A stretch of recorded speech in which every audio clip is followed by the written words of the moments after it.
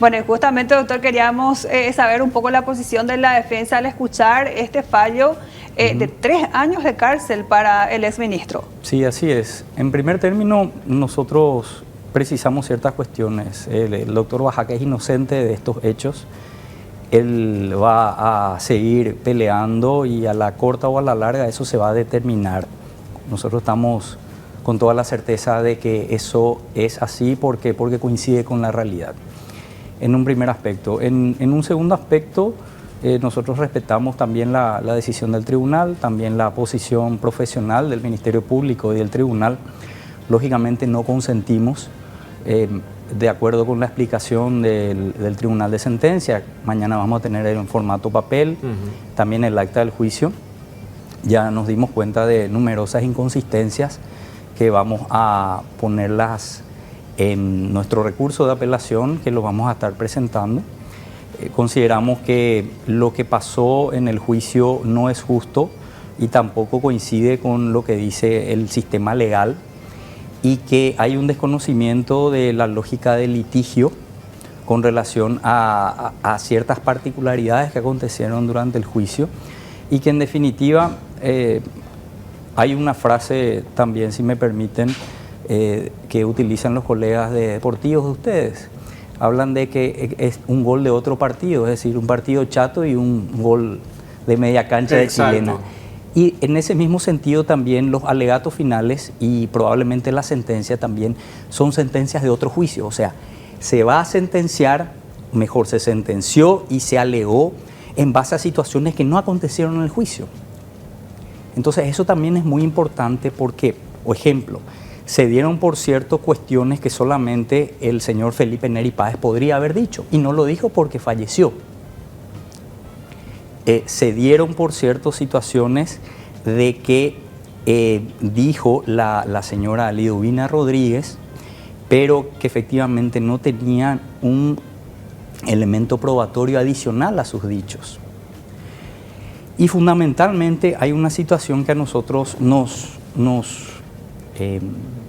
alarma y nos preocupa y nos sorprende fundamentalmente porque cuando se hace la denuncia, que fue el 3 de julio, y entrando un poco ya en tema, fue el 3 de julio del 2018, el denunciante, el extinto señor Felipe Neri Páez, dice: hace 5 meses venimos negociando, palabras literales. Y la señora Liduvina Rodríguez, de acuerdo con el acta del 10 de marzo de este año, utiliza 20 veces, esto es literal, la palabra negocio, negociación. O sea, ellos, y esto es en términos de argumentos, yo no estoy atacando los hechos todavía, en términos de argumentación, la Fiscalía toma por cierto lo que dice la señora y dice efectivamente que hace 5 meses estamos negociando. ¿Qué es lo que estaba negociando según ella? Un voto, en realidad 2 votos, por eso la historia es parcial e incompleta. 2 votos, por una parte el voto del doctor Bajat y por otra parte el voto del doctor Torres. Yo no digo que esto sea cierto, yo estoy viendo los argumentos nada más. Claro. Entonces, ¿qué pasa? Cuando uno habla de una negociación de un voto, así tan explícitamente como nosotros estamos hablando, cuando uno habla de que ese voto se garantiza con 2 contratos de cuota litis, no 1, 2 contratos de cuota litis, eso en buen romance se llama soborno. Y esa es una veta investigativa que el Ministerio Público dejó pasar, prefirió evitar. O sea, tenía un elefante rosado enfrente que volaba y no le hizo caso, le pasó inadvertido. Voy a poner un ejemplo, si me permiten. Pepe ingresa a robar durante 5 meses a un lugar y luego de 6 meses va a ese lugar donde ya está robando durante todo ese tiempo y lo coaccionan sexualmente, por ejemplo. Entonces va a la fiscalía, denuncia el hecho: yo me estaba yendo a robar, durante 5 meses estuve robando y al final de cuentas me coaccionaron sexualmente. Entonces se investiga la coacción sexual y no se investiga el hecho anterior. Esa gente, y no lo digo yo, eso está en el acta del juicio. Si tomamos, por cierto, los argumentos, no los hechos, los argumentos, dijo descaradamente que estuvo negociando votos de 2 ministros de la Corte Suprema de Justicia. Pero aparte, para cerrar la idea, sí, durante 5 meses. Y nadie se escandaliza por eso. La señora Liduvina dice, yo no denuncié. Supuestamente ella ya sabía desde fines de diciembre. Y la denuncia se hizo en julio del 2018. Entonces, si somos tan puritanos y nos rasgamos las vestiduras, ¿por qué no se denunció al primer día del contacto? Y no se tuvo que esperar 6 meses para eso.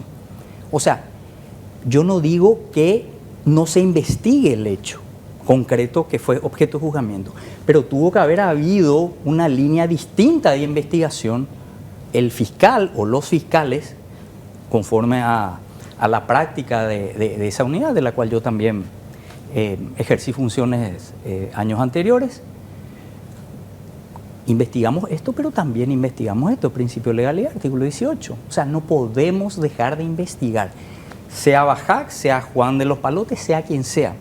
Entonces, esa es una de las críticas puntuales que nosotros hacemos con relación a este caso particular, que al parecer a nadie le pasa, a todos le pasa desapercibido, y que nosotros planteamos en los alegatos, y la Fiscalía no contestó.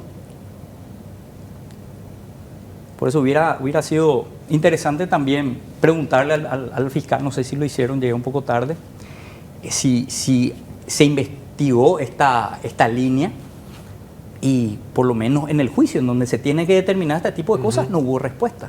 Pero, y doctor, Sí, ¿cómo no? o sea, además de lo que dice la denuncia, porque ahí podríamos decir, sí, pero es solamente, como usted decía, no hay otro elemento probatorio más que los dichos de una persona, en este caso usted decía de denunciante. Sin embargo, aquí, yendo por la línea del soborno que usted está resaltando, hay un documento, doctor, hay un contrato firmado. En realidad hay 2. 2 contratos. 2 contratos. Por eso es importante la historia completa y no la parcial e incompleta que plantean. Hay un contrato de cuota litis de un abogado que lo citó, que es Ávila, que era, entre comillas, y de acuerdo a sus dichos, para llegar al ministro Bajac.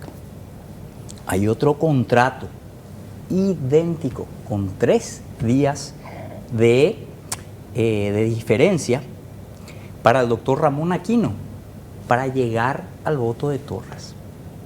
¿Cuál es la diferencia? Solamente los nombres. Eso no se dice.